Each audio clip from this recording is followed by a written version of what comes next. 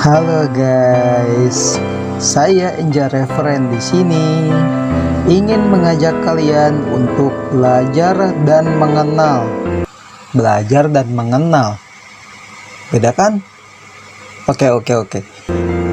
Bersama-sama kita belajar seputar makanan Indonesia yang sangat unik dan sangat mantap. Wow, mantap pokoknya. Untuk dicicipi oleh kaum-kaum makhluk planet bumi. Makhluk planet bumi. Oh, mungkin kayak jin, hewan boleh juga kali makan ya. Tapi udahlah, garing banget sih. Kira-kira apa aja sih makanan itu? Mungkin sebagian dari kalian ada yang sudah tahu beberapa dari makanan yang ada di daftar ini ya. Mungkin saya juga sudah yakin pasti kalian beberapa sudah ada yang tahu. Karena ini yang kita bahas sekarang adalah makanan khas negeri kita yang tercinta. Semoga video kali ini memberi kalian wawasan dan membuat kalian jadi lapar. Apaan sih? Gak jelas banget loh. Oke, putar intronya. When I get back.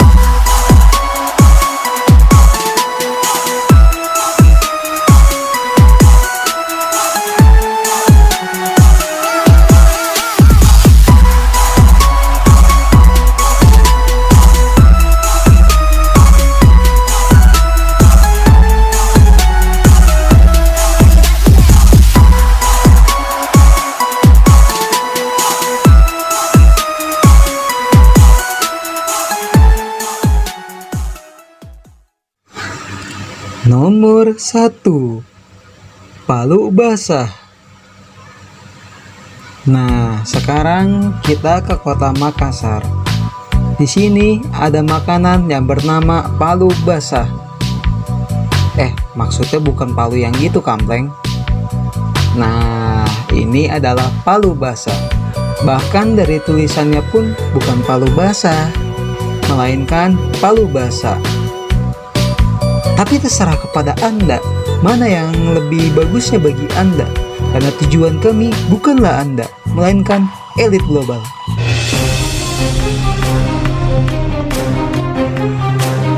Berdasarkan referensi yang saya dapat dari Wikipedia dan merahputih.com, palu basah adalah makanan khas kota Makassar, Provinsi Sulawesi Selatan. Makanan ini adalah kembarannya dari coto Makassar. Dibacanya coto atau soto? Entahlah, kalian mungkin lebih tahu daripada saya. Palu basah juga dibuat dari daging atau isi jeroan dari sapi atau kerbau. Tapi banyak bulunya. Kecil. Percaya dalam.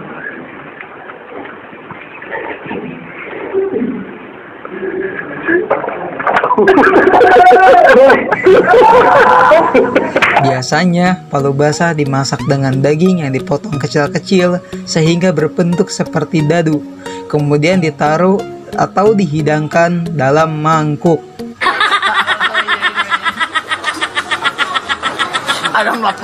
Dahulu kala, yang mana saat itu nenek saya juga belum lahir, palu basah dengan daging sirloin dan tenderloin hanya disajikan untuk keluarga kerajaan. Sementara bagian jeroannya disajikan untuk masyarakat kelas bawah atau pengikut kerajaan.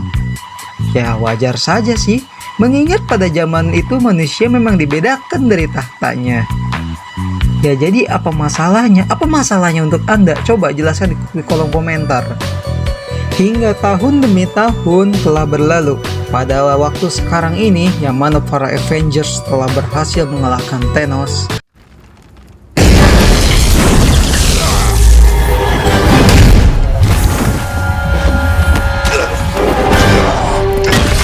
Palu basah sudah bisa disajikan dalam bentuk daging apapun sesuai yang pembelinya inginkan.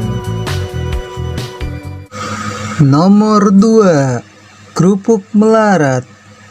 Waduh, mendengar namanya pun saya ikut bersedih. Mengingat hidup saya sekarang yang tak punya uang, pengangguran, dan tak berdaya. Sungguh menderitanya hidup ini. Kok malah cerita orang pinggiran sih? Tapi kerupuk ini bener adanya loh. Kerupuk melarat adalah makanan khas Cirebon, Jawa Barat. Banyak yang bilang pada awalnya makanan ini disajikan untuk tambahan sambal asam. Jajanan kerupuk melarat sangat cocok disantap pada musim kemarau. Selain menambah selera makan, kerupuk melarat juga dapat membangkitkan semangat kerja. Bahan dasarnya adalah tepung tapioka. Kerupuk ini berbentuk seperti tali rafia yang ruwet.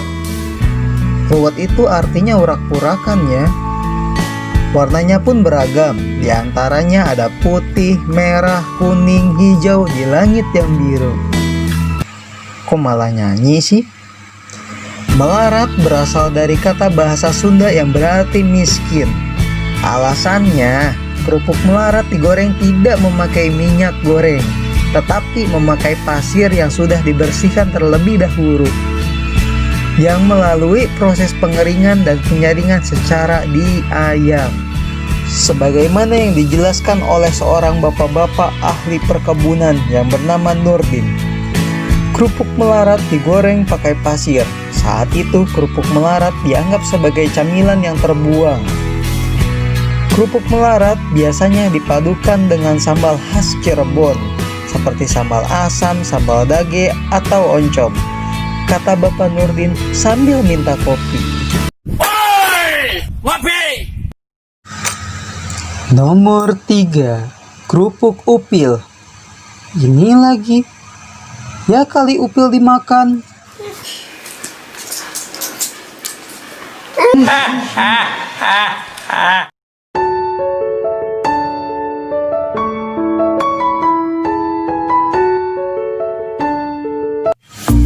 Sebenarnya saya nggak pede nih membahas kerupuk upil. Takut yang baca jadi ilfil mendengar kata upil. Tapi sebenarnya namanya memang kerupuk upil.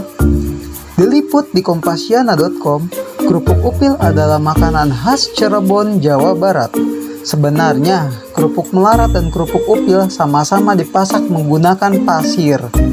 Yang membedakannya antara kerupuk melarat dan kerupuk upil adalah warna, bentuk, dan ukurannya. Kerupuk upil tidak menggunakan pewarna, jadi warna kerupuk upil hanya putih polos saja. Bentuknya bulat, kecil, imut. Mungkin itulah alasannya kenapa bisa dinamakan kerupuk upil, sebab ukuran kerupuknya mungil kayak upil. Nah, ini dia kerupuk upil. Jadi jangan ada yang percaya kalau kerupuk upil itu terbuat dari upil beneran, itu bohong. Kerupuk upil terbuat dari tepung tapioka, sama seperti kerupuk melarat. Sebagaimana dalam suatu pengalaman yang diceritakan oleh tante-tante yang ahli dalam bidang pergosipan bernama Zahra. Gara-gara namanya kerupuk upil, saya suka males nerangin panjang lebar kalau pas ditanya teman ketika saya bawa oleh-oleh untuk mereka. Kalau teman yang sudah tahu, biasanya nggak banyak nanya.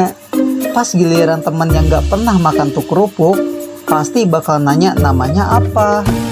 Dan daripada dia ilfil, saya biasanya menjawab singkat, namanya kerupuk pasir.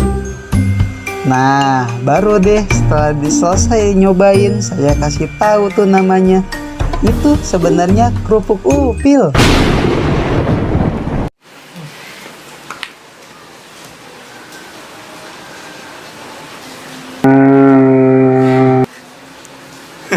Nyanyinya apa kabar? Apa kabar?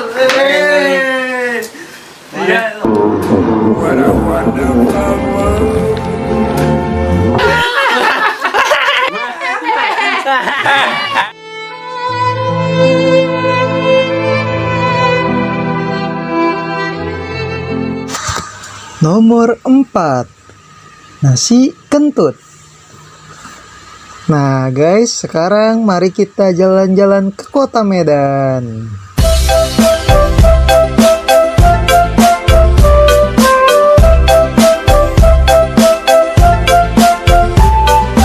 Nasi kentut adalah makanan khas Medan.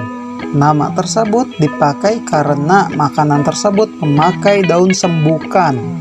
yang mana orang-orang Sumatera lebih mengenalnya sebagai tanaman kentut.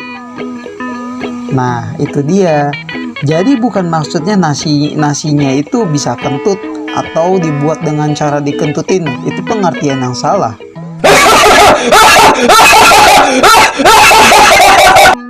Daun tersebut digunakan sebagai campuran nasi yang kemudian dibungkus dengan daun pisang saat dibakar. Rasa uniknya berada pada proses pembuatan nasinya. Nasi pulen yang dimasak dengan daun kentut ditambah dengan rempah-rempah yang gurih dan dibungkus dengan balutan daun pisang, sehingga membuat aromanya semakin menggoda. Kalau diperhatikan, nasi kentut ini agak mirip dengan nasi liwet ya. Apalagi kalau dimakannya pakai sambal terasi. Rasanya pasti akan lebih mantap. Yuk. 1.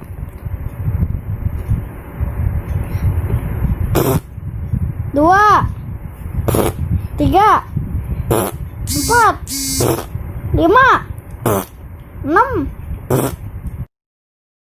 Nomor 5, sate kere. Sudah melarat, kere pula. Emang apa sih nggak boleh? Sombong amat.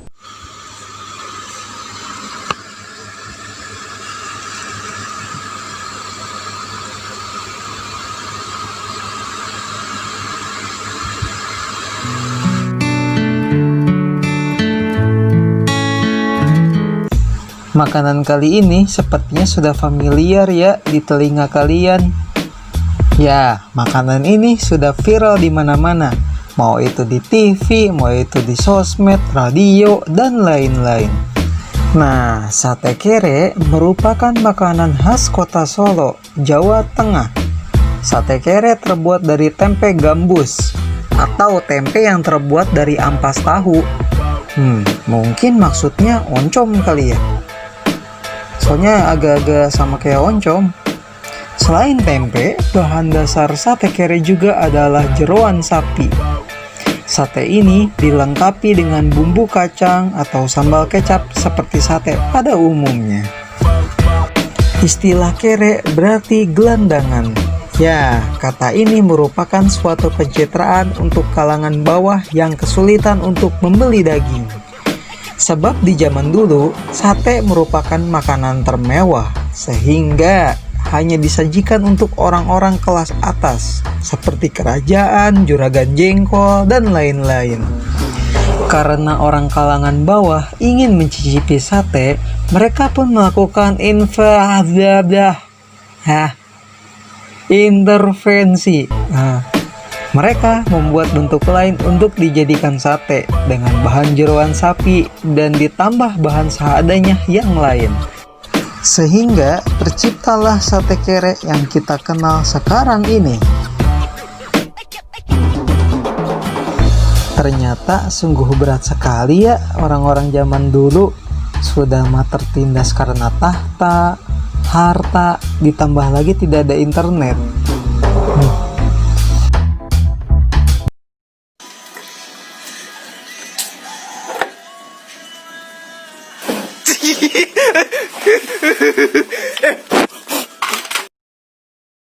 Ya, bersyukurlah kita yang sudah hidup di zaman modern ini.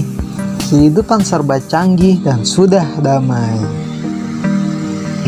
Sudahlah, semoga video-video ini dapat menambah wawasan baru untuk kalian yang telah menonton video ini.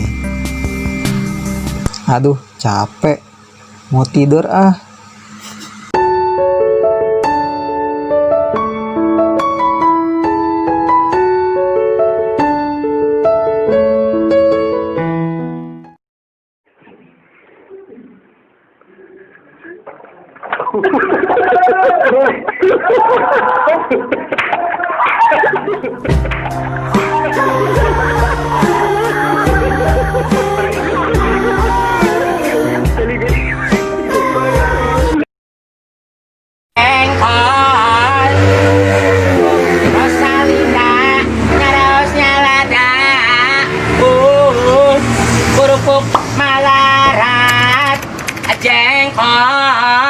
Rosalinda nyaraos nyalada. Abdi teh di Bandora Sawetan, eker pirang.